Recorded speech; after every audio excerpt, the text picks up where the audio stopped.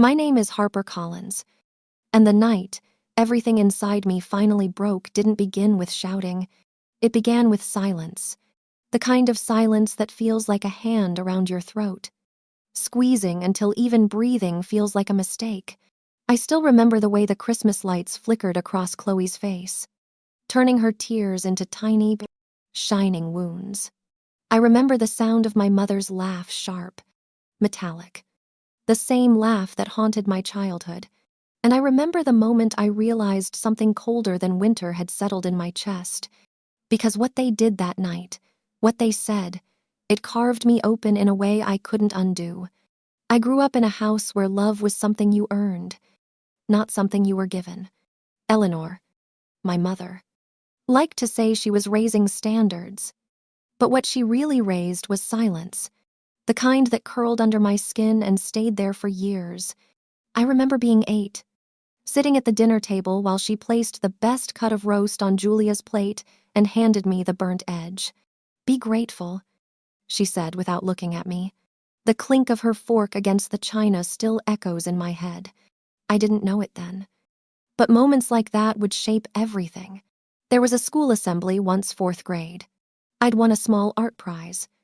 Nothing huge, but enough to make me glow. When I spotted my parents in the crowd, they weren't looking at me. They were posing Julia under the stage lights, fixing her hair, taking photos like she had won. I stood there holding my little certificate, feeling the edges cut into my palm. I swallowed it, but it carved deeper than I thought. The winters were the worst. Our house always smelled like pine candles and polished wood, but underneath it lingered something sharper: competition. One Christmas Eve, when I was 13, I accidentally knocked over a glass ornament Eleanor adored. It shattered like a gunshot. She didn't yell. She just opened the back door and said, "Since you don't respect this home, you can stay out until you're ready to behave."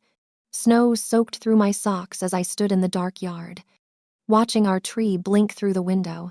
I didn't know it then, but that night would come back to haunt me. I wish I could say adulthood made things better. It didn't.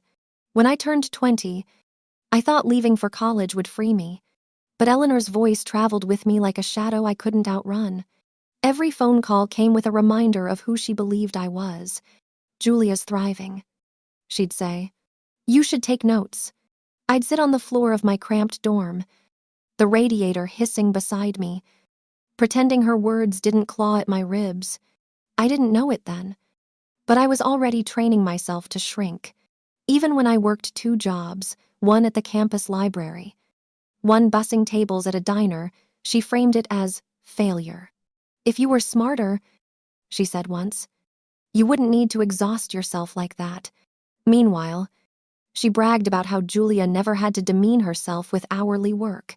I swallowed it again, but the bitterness stayed. My marriage fell apart for the same reason everything else did. Eleanor's influence seeped into it like mold. Jake, my ex-husband, started visiting my parents more than I did. I'd hear him laughing with Raymond in the garage, drinking beers, talking about how Harper gets emotional over everything.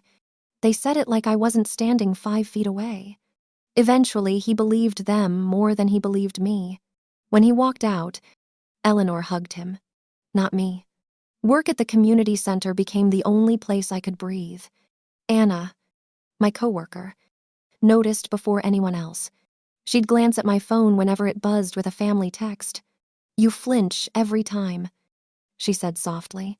She wasn't wrong. I didn't know it then. But the quiet files I kept, screenshots, emails, voice memos, would become the very thing my family never expected. The thing that would turn everything upside down. The first crack came a week before Christmas. When I stopped by my parents' house to drop off some holiday cookies Chloe and I had baked, the moment I stepped inside, the air smelled like cinnamon and old judgment. Eleanor was in the living room, digging through a cardboard box I didn't recognize.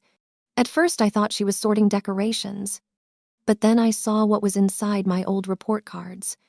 Photos of me mid-blink. A crumpled 7th grade essay Julia once mocked so badly I cried in the school bathroom. A whole box of Harper's embarrassing moments. I asked what she was doing. She didn't even flinch. Julia's kids could use some examples of what not to become. The words slid from her tongue like poison. Something inside me tightened, but I stayed quiet. Quiet was survival. For now, a few days later, an envelope showed up in my mailbox. No return address. Inside was a single sheet. Fix yourself before you ruin that child, too. The handwriting was shaky but familiar.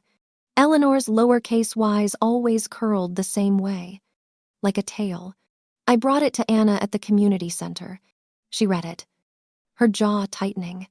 Harper, this isn't normal anymore. But normal was never an option with my family. I didn't know it then.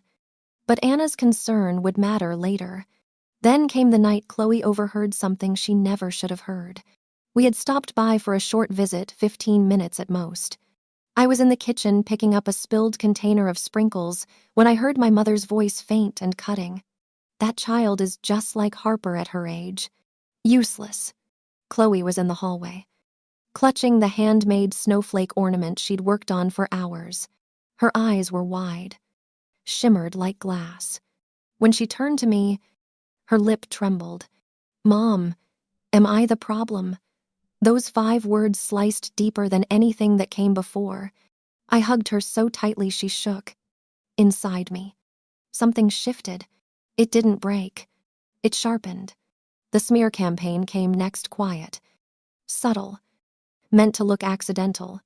A PTA mom pulled me aside after school, squinting. "I heard you're having emotional struggles. Julia mentioned she's worried about Chloe's environment." I laughed, but it sounded wrong, hollow. Did she now? My hands shook the whole drive home. The worst part wasn't the rumors. It was how calculated everything became. 2 days after the PTA comment, I got an automated email from Chloe's school saying someone had requested access to her academic records under my name. At first, I thought it was a glitch. But when I called the office, the secretary lowered her voice. "Harper, the ID they showed looked printed. Not official." My stomach dropped. Only one person in my family had a habit of faking her way into places she didn't belong. Julia. I didn't know whether to scream or laugh. She'd always wanted control. But this was a new level, crossing a line even she had pretended not to see. I saved the email. I saved everything. A week later, it escalated in a way I still replay in my mind like a nightmare. I was at work when the school called. "Hi. Miss Collins, could you come in? Chloe is with us." "She's safe." But that word froze my blood. But when I arrived, the principal was standing with her arms crossed, face pale. "Your sister tried to take Chloe out for lunch. She said she had permission. Permission I never gave." Chloe sat in the corner, clutching her backpack straps, her breaths sharp and uneven. I knelt beside her. "Did she scare you?" Chloe whispered. "She said Mom doesn't know what she's doing, that she could take care of me better." My vision went hot around the edges. Julia had violated more than a boundary. She'd violated my child's safety. The police escorted her off the property. I didn't stay to watch. When I told Eleanor what happened, she didn't ask if Chloe was okay. She said, "Julia's intentions were good. Maybe she's right. Maybe Chloe needs guidance you can't give." The sentence landed like a slap made of ice. Raymond stood behind her, arms crossed, nodding like a judge who'd already made up his mind. That was the moment it clicked the box of humiliations. The anonymous letter, the PTA rumors, the forged records, the stunt at school. It wasn't a series of accidents. It was a pattern, a slow tightening of a noose they thought I wouldn't notice until it was too late. But they forgot one thing. The quiet one is always the one watching. Christmas Eve arrived with the kind of cold that eats through your coat, through your skin, straight into bone. Chloe and I stood on my parents' porch, snow swirling under the porch light like flakes trapped in a shaken globe. I could feel her tiny hand trembling inside her mitten. "It's okay." I whispered, though we both knew it wasn't. The moment Eleanor opened the door, heat rushed out, along with the scent of roasted ham and the bitterness I'd spent my whole life choking on. Her smile was tight. Plastic. Stretched too thin. "You're late," she said, stepping aside without hugging either of us. Julia stood in the foyer behind her, arms folded, eyes scanning Chloe the way someone might inspect a thrift store sweater. Brian smirked, holding a glass of wine like it made him superior.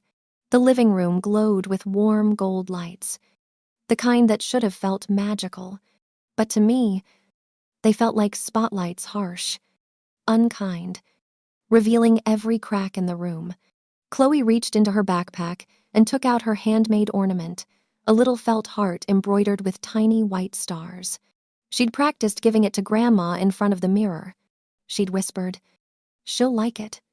Right, I'd lied. For her sake, I'd lied. She stepped forward. "Grandma, I made this for Julia." Moved faster than I expected. She plucked the ornament out of Chloe's hand like she was removing lint from her coat. "Oh, sweetheart, maybe not the front of the tree. We want the nicer ones up there." And she slid Chloe's ornament behind the branches. Out of sight. Out of worth. Chloe's shoulders folded inward. The light in her eyes dimmed. Like someone had pinched out a flame. Something inside me went still. Not angry. Not shaking. Just still. The way a lake freezes solid in the dead of winter. Silent. Cold. Unbreakable. Dinner didn't make it better. Eleanor laughed at all the wrong moments too loud. Too sharp. Raymond made comments about some parents struggling more than others. Brian joked that Chloe might grow into her looks eventually. Every word sliced, shaving thin layers off the little girl sitting beside me. Chloe barely ate. Her fork trembled in her hand. Then Eleanor did the unthinkable. She looked right at me, then at Chloe, and said, "If you ever feel overwhelmed, Harper, I'm sure Julia and Brian would be happy to take Chloe for a while, maybe even longer, if needed. Some children need structure from people who know what they're doing." The room spun. My pulse hammered in my throat. I saw the 13-year-old version of myself standing barefoot in the snow, watching the warm glow of the Christmas tree from outside the window. I saw all the years of being the family's scapegoat, the punchline, the warning label. And now they wanted to make my daughter their next project, their next victim, but they didn't know what I'd become. I stood up slowly. The scrape of my chair silenced the room. I pulled my phone from my coat pocket. "You want structure?" My voice didn't shake. It didn't rise. It was flat, cold, precise. "Then listen." I tapped the Bluetooth button. The speakers crackled to life. Then came the voices. Eleanor's first. "Chloe will end up just like Harper. Weak, emotional, a disappointment." Julia's next. "Honestly, I could raise that kid better with my eyes closed. Harper's too unstable to be a real mother." Brian's laugh. "The girl's awkward. Not much you can do with that." A second recording. Eleanor again, this time darker, quieter, more sinister. "If Harper cared about that child, she'd let us step in. I could shape her properly. Maybe even keep her here for good." The words echoed in the room like a verdict. Every face drained of color. Julia's mouth hung open. Raymond muttered, "Turn it off. Now." Eleanor looked as if someone had slit the air around her, but I didn't turn it off. I let every cruel syllable burn. When the last recording ended, the silence was thick enough to choke on. I took Chloe's hand. "My coat, my bag. I'm done," I said, "and you'll never touch my daughter again." Eleanor reached out, desperate for the first time in her life. "Harper." "Wait." I stepped back, and I smiled. Not warm, not forgiving. A cold smile, the kind born from survival, the kind that promised this was only the beginning. The moment we stepped outside, the cold hit my face like a blessing. Snowflakes clung to Chloe's eyelashes as she leaned into my coat. her breath warm against my chest. Behind us, the voices started, Eleanor shouting my name, Julia demanding an explanation, Brian cursing under his breath. But the door closed, and with it, years of being their victim finally slammed shut. I drove through the dark, the world outside washed in silver from the streetlights bouncing off the snow. Chloe held my hand across the console, her fingers small and trembling. "Are we in trouble?" she asked. "No," I whispered. "For the first time, we're safe." What she didn't know, what none of them knew, was that the recordings weren't the only weapon I had. For 6 months, I'd been quietly collecting emails Eleanor sent criticizing my parenting, screenshots of Julia's PTA messages spreading lies about my instability, the school's report confirming Julia had attempted to impersonate me, the forged access request for Chloe's files, every incident documented, time-stamped, organized, handed to one person they never saw coming, Attorney Mitchell. I didn't plan to use all of it at once. Revenge isn't always about fire. Sometimes it's about pressure, slow, unrelenting, impossible to escape. And the beauty of pressure is that it doesn't need to be loud to crush. 1 week later, Mitchell called. "The restraining order hearing is set," he said. "And Harper, with this evidence, they don't stand a chance." I looked at Chloe, curled up on the couch in her pajamas, drawing tiny stars on a sheet of paper. She looked peaceful, hopeful. They thought they had destroyed me. I told Mitchell softly, but they just handed me the one weapon I needed. I hung up, staring out the window at the falling snow. This wasn't the end. It was the opening move. If you've ever felt like the outsider in your own family, hit like, leave a comment, and subscribe. Stories like mine don't get told unless people like you are here to hear them. And trust me, this isn't over. Families like mine don't let go quietly. They push back, claw back, and try to rewrite the truth.